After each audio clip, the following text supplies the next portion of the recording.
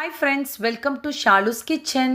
இன்னைக்கு நாம ஹோட்டல் ஸ்டைலில் சூப்பரான ஒரு லேயர் பிரியாணி தான் செய்ய போகிறோம். பிரியாணி டேஸ்ட் வைஸ் ரொம்ப சூப்பராக இருக்கும். அப்படியே ஹோட்டல் டேஸ்ட் நீங்கள் அச்சீவ் பண்ணுவீங்க. இதில் அதிகமான மசாலாஸ் எதுவுமே நம்ம ஆட் பண்ண போகிறதில்ல. அந்த அளவுக்கு ஈஸியாக பண்ணிடலாம். வாங்க இதை எப்படி செய்யலான்னு பார்க்கலாம்.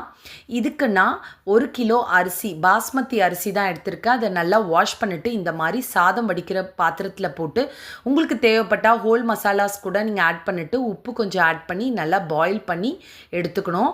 அதனால் நான் ஃபஸ்ட்டு இதை வாஷ் பண்ணிவிட்டு பாயில் பண்ண போட்டுட்டேன். அப்படியே இன்னொரு சைடில் ஒரு கடாயில் கொஞ்சமாக பட்டர், அதுக்கப்புறம் கொஞ்சமாக ஆயில் ஆட் பண்ணிக்கிறோம்.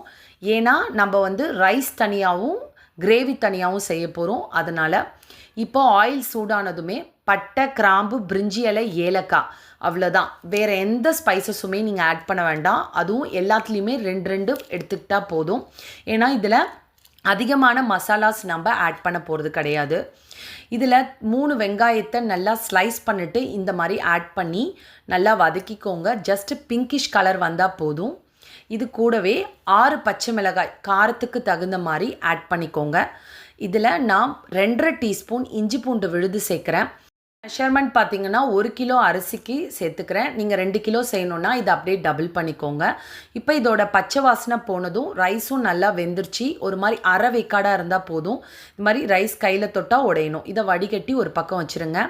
இப்போ இந்த பாத்திரத்தில் 3 தக்காளி நல்லா கட் பண்ணி நான் சேர்த்துக்கிறேன்.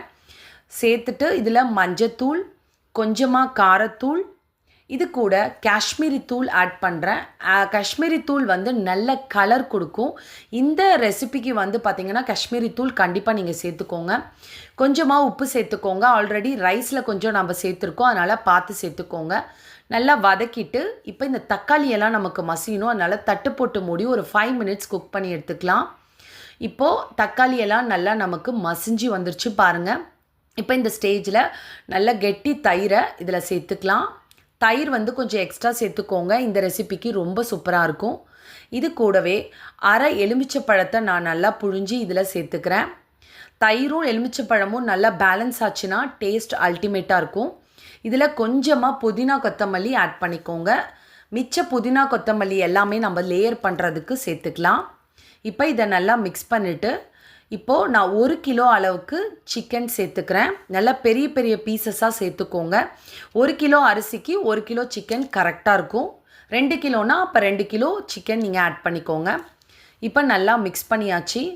மிக்ஸ் பண்ணிவிட்டு இப்போ இது நல்லா குக்காகி வரணும். அந்த சிக்கன்லாம் நல்லா சாஃப்டாக வரணும். ஸோ அதனால் தட்டு போட்டு மூடி ஒரு 10 மினிட்ஸ்க்கு குக் பண்ணி எடுத்துக்கலாம். பாருங்கள், நல்லாவே வெந்து நல்ல கிரேவி கன்சிஸ்டன்சிக்கு வந்துடுச்சு. இப்போ இதை சைடில் எடுத்து வச்சிடலாம். இப்போ நம்ம லேயர் பண்ணுறதுக்கு இந்த மாதிரி ஒரு பாத்திரத்தில் கொஞ்சமாக நெய் சேர்த்துக்கிறேன். உங்ககிட்ட எந்த பிராண்டாக இருந்தாலும் ஓகே தான்.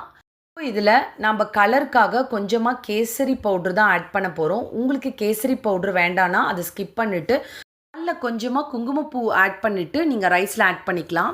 இப்போ இதில் பாதி லெமனை நான் புழிஞ்சு விட்டுருக்கிறேன். இப்போ இதில் ரைஸை ஆட் பண்ணிக்கலாம். பாதி பவுல் வர்ற அளவுக்கு ரைஸ் ஆட் பண்ணிக்கோங்க. இது ஏன் நம்ம ரெடி பண்ணுறோன்னா அந்த ரைஸ்க்கு மேலே நல்ல கலர் கொடுக்கும் இந்த ரைஸ் ஸோ அதனால் இதை நல்லா மிக்ஸ் பண்ணிங்கன்னா உங்களுக்கு சூப்பராக ஆரஞ்சு இல்லைன்னா ரெட் கலர் போல் நமக்கு ரைஸோட கலர் கிடச்சிரும். அப்போ லேயர் பண்ணும்போது மேலே உங்களுக்கு சூப்பராக இருக்கும். இப்போ இதை நல்லா மிக்ஸ் பண்ணிவிட்டு எடுத்துக்கலாம். நான் இப்போ ஆரஞ்சு கலர் தான் ஆட் பண்ணியிருக்கேன். நீங்கள் ரெட் வேணாலும் யூஸ் பண்ணிக்கோங்க. இப்போ இந்த கிரேவியும் தனியாக எடுத்து வச்சுருங்க. இப்போ அதே பாத்திரத்தில் தான் நம்ம லேயர் பண்ண போகிறோம். இப்போ இந்த பாத்திரத்தில் first layer white rice add பண்ணிட்டேன். இப்போ இதுக்கு ரெண்டாவது நம்ம கிரேவி கொஞ்சோண்டு ஆட் பண்ணி எல்லா சைடுமே நல்லா ஸ்ப்ரெட் பண்ணி விட்டுருங்க. இந்த மாதிரி நல்லா ஸ்ப்ரெட் பண்ணிக்கோங்க. இப்போ இது ஸ்ப்ரெட் பண்ணி வச்சதும் அதுக்கு மேலே நம்ம ரெடி பண்ணி வச்சுருந்த அந்த கலர்ஃபுல் ரைஸை ஆட் பண்ணிடலாம். இதுதான் ஒவ்வொரு லேயர்லேயும் நம்ம எடுக்கும்போது ரைஸ் சூப்பராக ஒரு கலர்ஃபுல்லாக கிடைக்கும். இதுக்கு மேலே கொஞ்சமாக புதினா கொத்தமல்லி ஆட் பண்ணிடலாம். இப்போ ரெண்டாவது லேயரில் மறுபடியும் ஒயிட் ரைஸ் ஆட் பண்ணிக்கோங்க. சேம் ப்ராசஸ் தான். ஆட் பண்ணி எல்லா சைடுமே நல்லா ஸ்ப்ரெட் பண்ணிவிட்டு இன்னும் கொஞ்சம் கிரேவி இதில் ஆட் பண்ணிக்கோங்க. உங்களுக்கு கிரேவி நிறைய வேணும்னா கொஞ்சமாக வாட்டர் ஆட் பண்ணி நல்லா கொதிக்க விட்டிங்கன்னா இந்த மாதிரி கிரேவி நிறைய கிடைக்கும். இப்போ இந்த எல்லா சைடுமே நல்லா ஸ்ப்ரெட் பண்ணிவிட்டு இதுக்கு மேலே மறுபடியும் கலர்ஃபுல் ரைஸ் கொஞ்சம் ஆட் பண்ணிவிடுங்க. எல்லாமே நல்லா கவர் பண்ணுற மாதிரி ஆட் பண்ணுங்கள். அப்புறம் கொஞ்சமாக புதினா கொத்தமல்லி ஆட் பண்ணிவிட்டு இப்போ ஃபைனலாக 3rd லேயரும் நம்ம போட்டுடலாம். மிச்சம் இருக்க எல்லா ரைஸுமே ஃபுல்லாக ஆட் பண்ணிவிடுங்க. ஆட் பண்ணிவிட்டு எல்லா சைடுமே ஸ்ப்ரெட் பண்ணிவிட்டு இருக்கிற கிரேவியும் நல்லா ஸ்ப்ரெட் பண்ணி விட்டுருங்க. அதுக்கப்புறம் கொஞ்சமாக கலர்ஃபுல் ரைஸ் இருக்குது, அதையுமே மேலே போட்டு ஃபுல்லாகவே க்ளோஸ் பண்ணிடலாம். இந்த மாதிரி நல்லா க்ளோஸ் பண்ணிவிட்டு நல்லா அழுத்தி விட்டுடுங்க. இப்போது அதுக்கு மேலே கொஞ்சமாக நான் புதினா கொத்தமல்லி ஆட் பண்ணிவிட்டு, உங்களுக்கு வெங்காயமும் கேஷ்யூ நட்டும் மேலே போடணுன்னா கொஞ்சமாக வெங்காயம் கேஷ்யூ நட் ஃப்ரை பண்ணிவிட்டு அது மேலே ஆட் பண்ணிக்கோங்க. நான் கொஞ்சமாக அதை வறுத்துட்டு மேலே ஆட் பண்ணியிருக்கேன் பாருங்கள். இந்த மாதிரி நல்லா செட் பண்ணிவிட்டு மேலே தட்டு போட்டு மூடி நல்லா ஒரு வெயிட் வச்சுருங்க.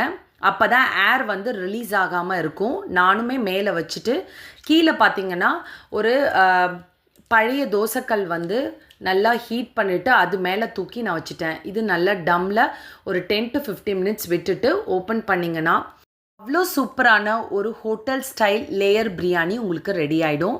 வீடு ஃபுல்லாக அவ்வளோ நறுமணமாக இருந்துச்சு, அவ்வளோ டேஸ்ட்டாகவும் இருக்கும் இந்த பிரியாணி. இதில் நம்ம அதிகமாக மசாலாஸ் எதுவுமே ஆட் பண்ணல. கரம் மசாலாவோ இல்லை எக்ஸ்ட்ரா சிக்கன் மசாலாவோ எதுவுமே ஆட் பண்ணாமல் அப்படியே காரத்தூள் மட்டும்தான் நம்ம போட்டிருக்கோம். இதில் அப்படி நீங்கள் கேசரி தூள் கூட நீங்கள் ஸ்கிப் பண்ணிவிட்டு ஹெல்த்தியான முறையில் குங்குமப்பூ ஆட் பண்ணி கூட நீங்கள் இந்த பிரியாணியை செஞ்சுக்கலாம். கண்டிப்பாக இந்த ரெசிபி உங்களுக்கு ரொம்பவே யூஸ்ஃபுல்லாக இருந்திருக்கும்னு நான் நம்புகிறேன். பிடிச்சிருந்தா லைக் பண்ணுங்கள், ஷேர் பண்ணுங்கள், சப்ஸ்கிரைப் பண்ணுங்கள். இந்த மாதிரி வேற ஒரு ரெசிபியில் பார்க்குறேன். தேங்க்ஸ் ஃபார் வாட்சிங்.